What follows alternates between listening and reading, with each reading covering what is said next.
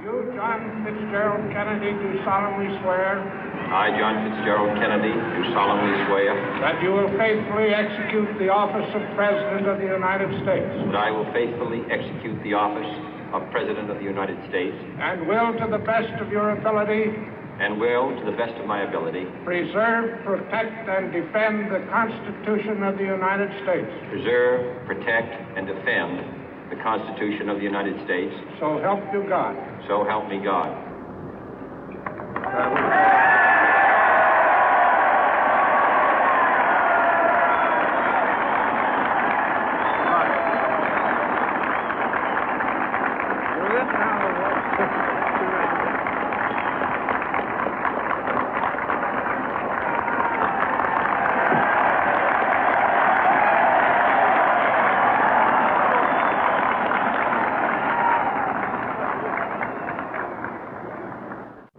Vice President Johnson, Mr. Speaker, Mr. Chief Justice, President Eisenhower, Vice President Nixon, President Truman, Reverend clergy, fellow citizens.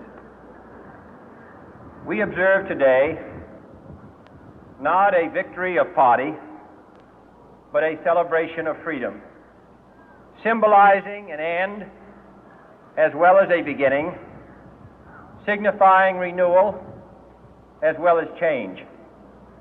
For I have sworn before you and Almighty God the same solemn oath our forebears prescribed nearly a century and 3/4 ago. The world is very different now, for man holds in his mortal hands the power to abolish all forms of human poverty and all forms of human life. And yet the same revolutionary beliefs for which our forebears fought are still at issue around the globe. The belief that the rights of man come not from the generosity of the state, but from the hand of God. We dare not forget today that we are the heirs of that first revolution. Let the word go forth from this time and place to friend and foe alike that the torch has been passed to a new generation of Americans born in this century, tempered by war, disciplined by a hard and bitter peace, proud of our ancient heritage, and unwilling to witness or permit the slow undoing of those human rights to which this nation has always been committed and to which we are committed today at home and around the world.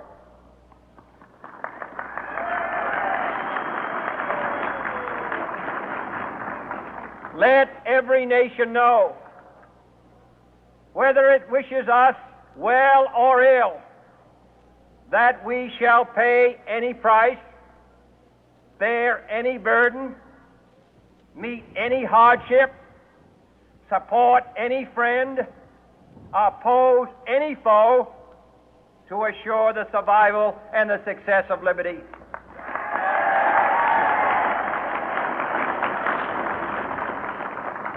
This much we pledge and more. To those old allies whose cultural and spiritual origins we share, we pledge the loyalty of faithful friends. United, there is little we cannot do in a host of cooperative ventures. Divided, there is little we can do, for we dare not meet a powerful challenge at odds and split asunder. To those new states whom we welcome to the ranks of the free, we pledge our word that one form of colonial control shall not have passed away, merely to be replaced by a far more iron tyranny. We shall not always expect to find them supporting our view, but we shall always hope to find them strongly supporting their own freedom, and to remember that in the past, those who foolishly sought power by riding the back of the tiger ended up inside.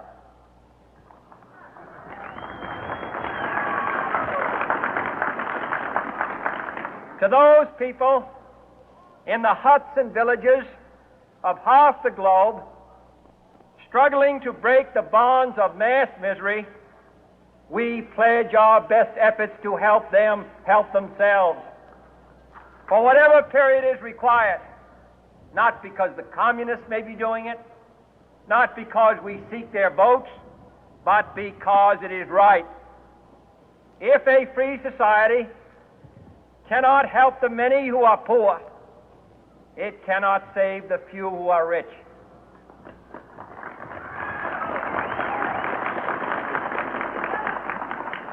To our sister republics south of our border, we offer a special pledge to convert our good words into good deeds, in a new alliance for progress, to assist free men and free governments in casting off the chains of poverty. But this peaceful revolution of hope cannot become the prey of hostile powers. Let all our neighbors know that we shall join with them to oppose aggression or subversion anywhere in the Americas.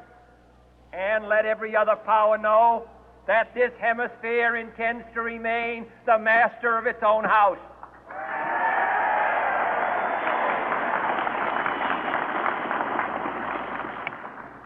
To that World Assembly of Sovereign States, the United Nations, our last best hope, in an age where the instruments of war have far outpaced the instruments of peace, we renew our pledge of support to prevent it from becoming merely a forum for invective, to strengthen its shield of the new and the weak, and to enlarge the area in which its writ may run. Finally, to those nations who would make themselves our adversary, we offer not a pledge, but a request that both sides begin anew the quest for peace. Before the dark powers of destruction, unleashed by science, engulf all humanity in planned or accidental self-destruction, we dare not tempt them with weakness, for only when our arms are sufficient beyond doubt can we be certain beyond doubt that they will never be employed. But neither can two great and powerful groups of nations take comfort from our present course, both sides overburdened by the cost of modern weapons, both rightly alarmed by the steady spread of the deadly atom, yet both racing to alter that uncertain balance of terror that stays the hand of mankind's final war. So let us begin anew, remembering on both sides that civility is not a sign of weakness, and sincerity is always subject to proof. Let us never negotiate out of fear, but let us never fear to negotiate.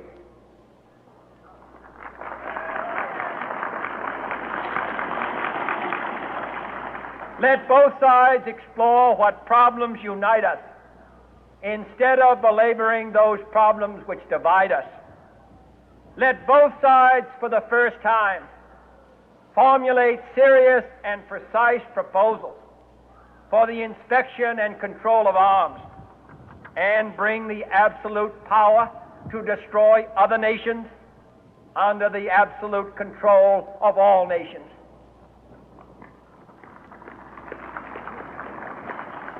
Let both sides seek to invoke the wonders of science instead of its terrors.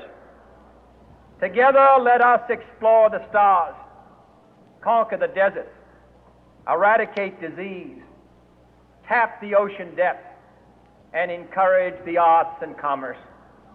Let both sides unite to heed in all corners of the earth the command of Isaiah to undo the heavy burden and let the oppressed go free. And if a beachhead of cooperation may push back the jungle of suspicion, let both sides join in creating a new endeavor, not a new balance of power, but a new world of law, where the strong are just and the weak secure and the peace preserved.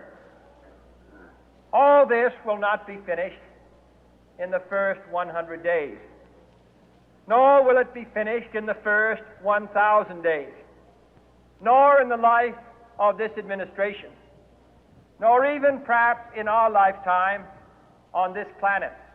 But let us begin.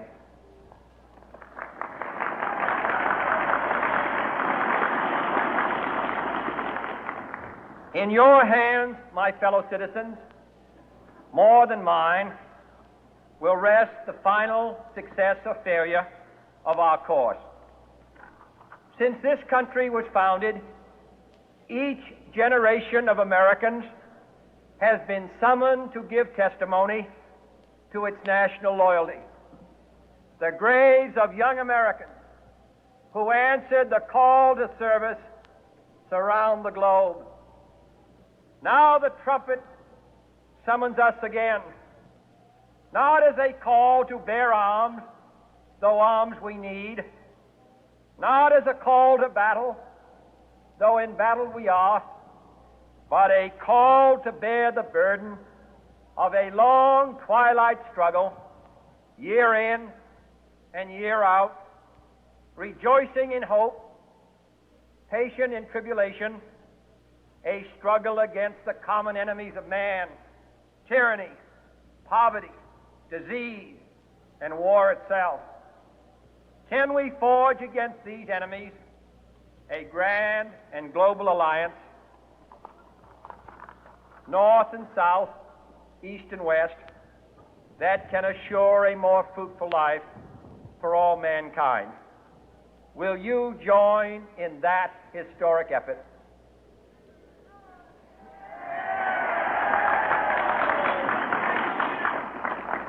In the long history of the world, only a few generations have been granted the role of defending freedom in its hour of maximum danger. I do not shrink from this responsibility. I welcome it.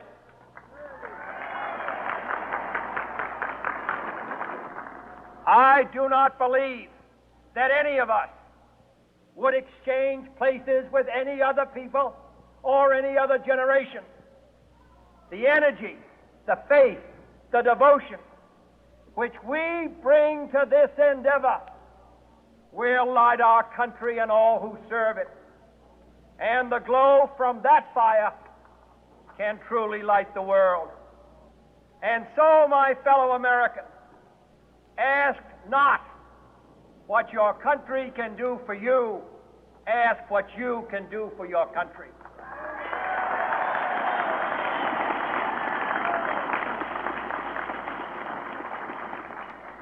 My fellow citizens of the world, ask not what America will do for you, but what together we can do for the freedom of man.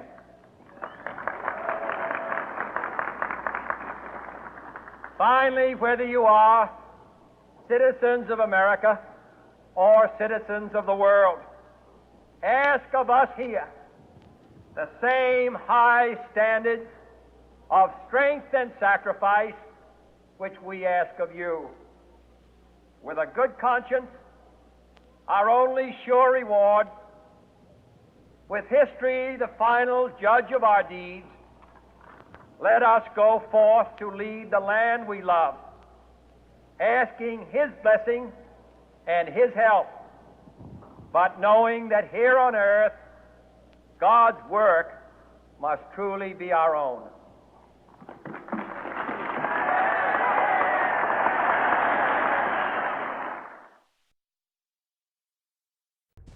अरे